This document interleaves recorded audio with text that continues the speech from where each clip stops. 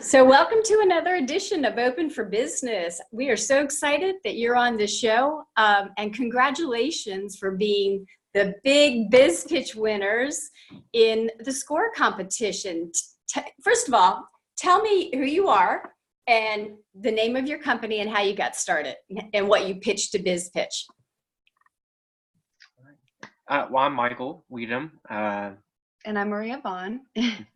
And we are COR Compost, Code of Return Compost, and we take food waste from restaurants and large waste producers like hotels and haul that to a composting site where we turn the food waste into a soil amendment instead of it going to a landfill.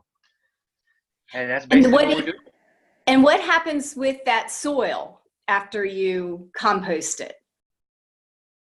It's then used for farming, gardening, and to help amend soils that have been depleted of nutrients. Well, wonderful. Well, you were the biz pitch winners, and you did very well. I actually watched the competition, and you had some SCOR mentors helping you along the way, right? Can you tell us about how that process works? Sure. We first became familiar with any business help through SBDC, actually, and then we connected with SCOR. And actually, the biz pitch competition was kind of how we initiated everything as far as a mentorship. But now we have a regular mentor that kind of is still helping guide us along the way, because we're in a process of actually making something large scale as far as a commercial operation. So when did you guys actually start? When did you actually start your business? It started this year. January was the official start. Okay. And since then, how far along are you? Are you already composting? Do you already have people lined up, clients lined up? Yeah, so we actually started what we're just calling a pilot scale. Right now, at the moment, we are working with 8 restaurants. We actually just recently had a few new inquiries. I'm sure some of that's maybe from the coverage. Oh, good. Yeah, y'all got front page. That was awesome. Yeah, absolutely.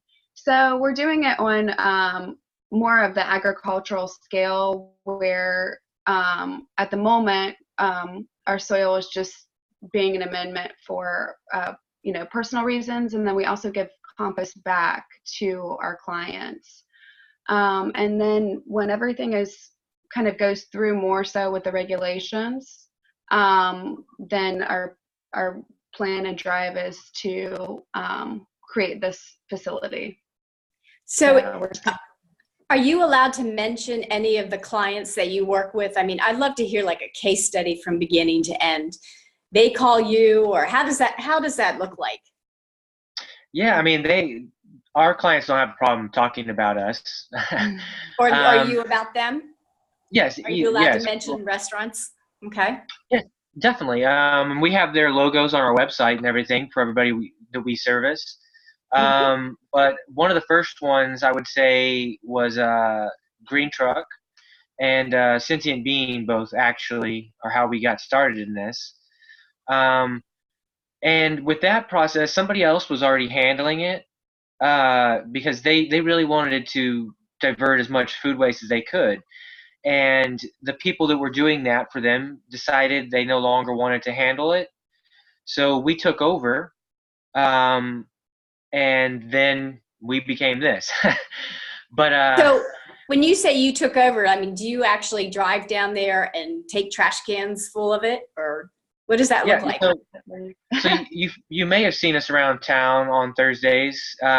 We haul a trailer with a bunch of bright green trash cans in them, roll around just like a regular trash can, and we set them up at the restaurants, and they put the items inside of them. We pick them up on a weekly basis, provide them a clean trash can for the next week, and take it to the farm. mix it in with the wood chips that we use in our composting process, and then just do that several more times over several weeks. Will a restaurant, like a green truck, will it fill up one trash can or 2 a week or 3? At the moment, they're averaging about 2 64-gallon toters on wheels. And that is actually just their food prep items, pretty much. So pre-consumer waste. When, we get everything up and running to the larger scale, then we're going to encourage all food waste. And that will also include meat, dairy, bones, and, a lot of the packaging materials that are organic based. But right now we're just keeping it simple until we can, just get this, set up and this process running more smoothly. So you drive it back to the land, and then tell me about how you do it from there. You mentioned.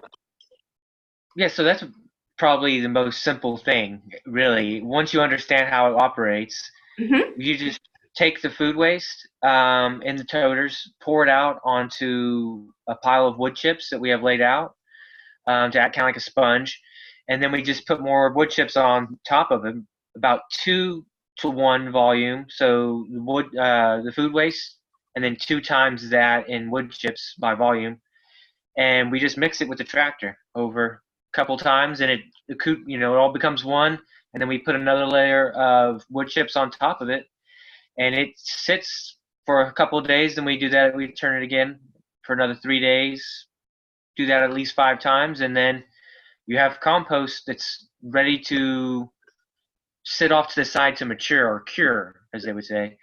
And if right now it's about 3 months, our compost is ready. Okay, I was going to ask you, how long in the field and how long on the sideline? Yeah. Our active stage of composting, where we're checking the temperatures and making sure that we kill pathogens and weed seeds and everything breaks down properly. That is a process for roughly about a month. And then after we, cycle through a month's worth of food waste, then that's whenever we kind of move it over to this side. And then we still kind of check the temperatures occasionally for a few more weeks, but it's pretty much just at that moment a few wood chips at that stage. So it's so fascinating. So what are the benefits of the restaurants doing it, having somebody in the community that's doing this? What are the benefits of composting? A lot of benefits. And one of the biggest is, trash is quite a problem. You sent some stats over, so you want to talk about that too? Yeah, absolutely. So because trash is such a problem, and not only on an environmental scale, but really just the longevity of landfills and where we're going to put all of this. So this is a solution for communities to be able to dispose of their waste, and in a short distance as well. They don't have to travel and move it and process it. Right. And 50% easily of our waste. So it just seems like such an easy solution. 50%. Wow. Yes, 50%. So it's a major level of accountability when it comes to what we are doing, because the system now is you just throw it away. Everything just goes in the trash and with no regard, and then somebody else takes care of it. Yes. Yeah. It's very old-fashioned thinking. Yeah, and with landfills, it's more of a storage. It doesn't disintegrate into anything. They just layer and layer, and they suffocate all the materials where they virtually become mummified. Even food. They've found newspapers that are still readable like 2 decades later. So it's, not only the storage, but greenhouse gases are a concern. And then on the other spectrum, we have a lot of problems agriculturally with conventional practices such as soil erosion and just the health and soil fertility because of the lack of amending it. So this solves a lot of problems, actually. I love how you guys got into this, and talk about your values in the past and how this evolved into this wonderful business.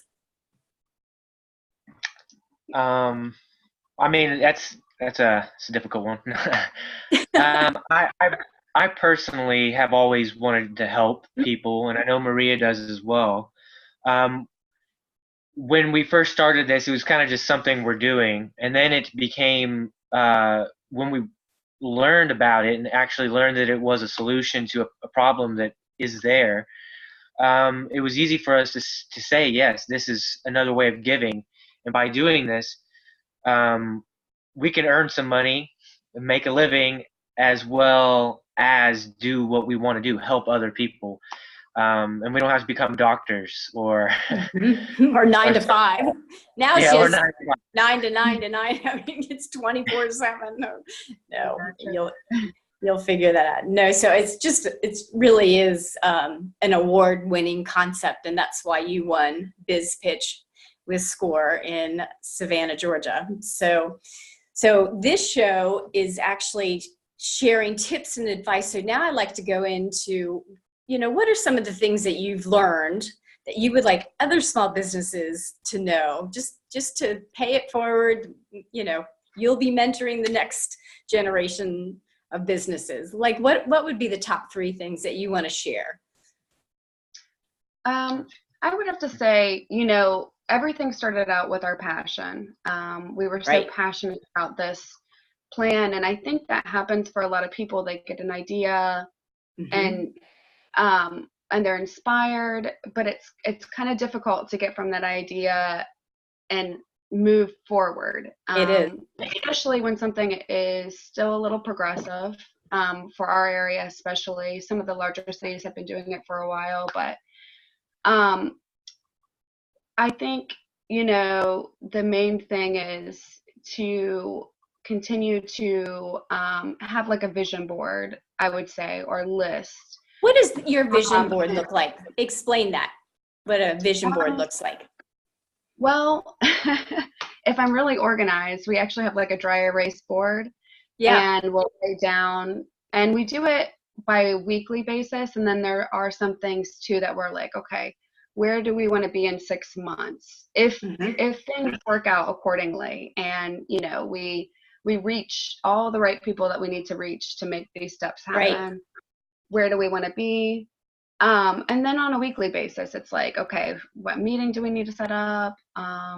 What business? A lot of this is about it's business to business, and the point is to try to promote these businesses. It's a huge part of the success and community building. And so, we just have to stay like very interactive with it all. And it can be quite challenging because we have other jobs right now that are actually supporting our lifestyle at the moment. And to transition from something is very challenging. So for somebody who gets a new idea and they feel inspired and they want to move forward, especially if it's a completely different industry, just keep writing these things down. I would say that's probably my biggest That's a great tip. That's a great tip. Yeah. And I think most small business owners, or most humans, are very visual. And that's why I love the idea of a visual board. I think that makes a whole lot more sense. Well, I think when you say it and you write it down, you're confirming it. I agree. Either with yourself or other people. And so then it kind of pushes you to not give up, because it's so easy to give up, like when you're first starting out with a business. And especially with just the 2 of you right now, right? You don't have any staff Absolutely. or 1099s. Yeah, I think it's super important to build a masterminding group around, just to make sure you are each supporting each other, because it can be a lonely world as a new startup, for sure. Oh, absolutely. Yeah. So what other tips that you would I would say with that whole the idea of the lonely person on the being an entrepreneur, don't be afraid to ask people questions. Don't I love forget that. or be afraid to shake a hand because you never Absolutely. know if that one's going to help you. You know, over 20 years ago, I was turning my father's business around, and I reached out to the community and asked 2 million questions. What do I do about this? What do I do about that? And I got such good information. That's actually how this show was started in 2000. Okay. So Yeah. it was just trying to collect as much information. I learned so much along the way. And this is paying it forward. This is letting other small businesses know all these great tips, because I'm telling you, us small business owners, we got it going on. We know, we're in the trenches. We get it. We've tried this, been there, done that. So I love getting, these kind of tips from people that are actually doing it. Yeah. So, yeah. Yeah, that's actually one of the first things that we did, besides just kind of impulsively jumping into it. Like, was, we're like, oh, we're composters. We know how to do this. Like, you figured it out really quickly. Yeah. But yeah, I was going to say, like, as far as talking to people, one of the first things that we did, we saw an article in Forbes with a company in Boston called Bootstrap Compost. And we called him, well, actually we emailed him at first, and we were like, oh, somebody's not going to give us the time of day, but let's just kind of see if we can I got it filled. brain, and he was so happy to do that. I think when somebody's I love you all did that. Yeah, it was one of the best things that we did do, and we were so grateful to have that time as well. Oh, and I'm sure he didn't mind sharing anything either. I mean, that's such a compliment for you to reach out to him. Yeah, absolutely. I think everyone should do that. Like, if you're nervous about competition, just go to a different state and look up, industries that are relatable, and see if somebody has a brief moment to have a phone conversation or, a video chat or something like this, email, whatever that may be. Yeah. But that really made a huge impact on us to see, like, okay, how are other people doing this successfully? So that is a big one for sure. And the fact that they are human. Oh yeah. I mean, exactly. They're not every small business owner wants to see another small business owner succeed. I really believe that. And even in our community, there's a lot of collaboration with competition. And I mean, it's abundance. There is abundance. And if you have that mindset, you're always going to attract it. I mean, if you have the mindset of non-abundance, you're going to attract that. So that's what I believe. That's what I believe. And with small businesses, there's so many larger businesses that are, killing it with the mail subscriptions, and you have something delivered to your door in 2 days. The brick and mortar, possibility is really unstable for a lot of people, especially starting up, to try to compete with something like that. So I think for a community, it's really important that we support each other and that we create a regenerative process. Like, we can do a lot of these locally sourced things, right, and make it successful. So that's why we love everything about this, idea, because it's just good. It is good, and your passion really came through on this pitch, and that's why you won. I mean, and it was so unique. Nobody's really doing it, and especially down here. So, so I'm thinking there's going to be a strong educational push, which, educational marketing is a really powerful way to do it.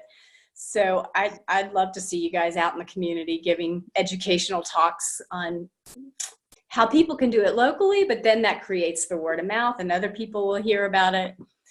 So absolutely. That's one of our main goals, is to stay very active.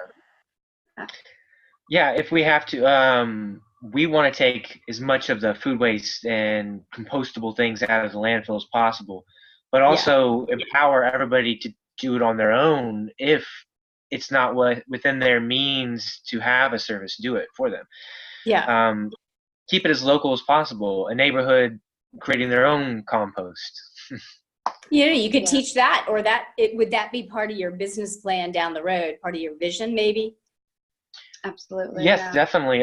For either something that we do or something that somebody else can take over. Someone The else can have a franchise. piece of it. Yeah, there you go. Absolutely. Yeah. I mean, you drive by these houses here and you see the big trash can, and then you see the recycling trash can, and now I'm going to see the green composting trash cans eventually. So, Lime green. I love it. I love it. We were stationed in Germany many, many years ago. And I mean, it was 1987, 1988. And that, recycling was old hat for them. And they had people, like, they would give you like this much for trash, but then they had this incredible recycling program. And I mean, this is all that you could actually throw away, but the rest you'd have to carry the glass, the tin, everything down at the end of the street and recycle it. I mean, they are way ahead. I mean, Europe is just so crowded. There's just no room for the trash. I mean, I guess the United States has had the luxury of having a lot of land, but that's going away. I mean, this is a really good solution. It's a really good solution. It's just I think it's gonna take a lot of connections and a lot of education. That's what I see. But it's a great idea. So is there one more tip you'd like to share? I don't know.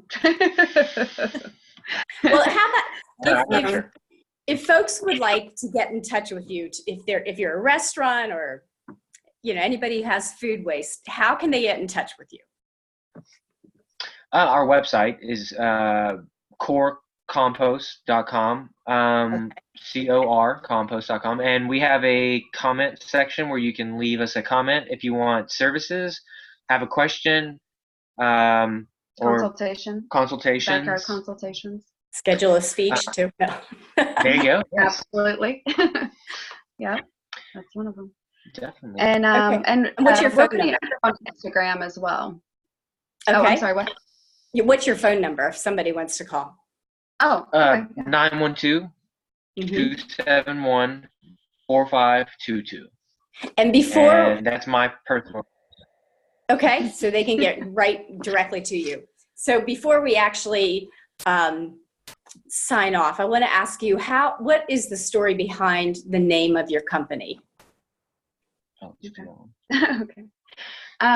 With getting into sustainability on a personal level, we came across with some readings the founder of organic farming, Sir Albert Howard, and we were just so inspired by his work. And he developed this idea of the law of return, which was just to simply, return our organic resources and materials back into the ground so we can continue to have a healthy cycle for kind of like karma.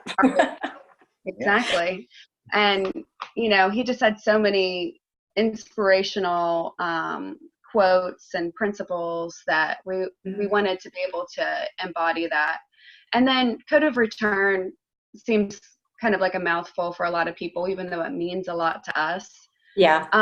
But core is just simple, and then core means heart, Latin for heart. I love that. I love that. It was so easy. Yeah, we were just like, this is us. I think one of the biggest mistakes small business owners make when naming their company is it's too complicated. You can't pronounce it, but y'all named it. I feel you named it beautifully. So, and there's a wonderful story behind it. So again, thank you for being on Open for Business, and thank you for sharing your Thanks, Mark. tips and advice. Absolutely. And congratulations on being the winners for the SCOR Biz Pitch 2019. Yay. Thank you. I Yeah. look forward to reading about you guys. Thank you. Thank you very much. We'll try not You're to let you welcome. down. Yeah, I'll be All right. watching. See you soon. Bye-bye. Okay, Bye. thanks.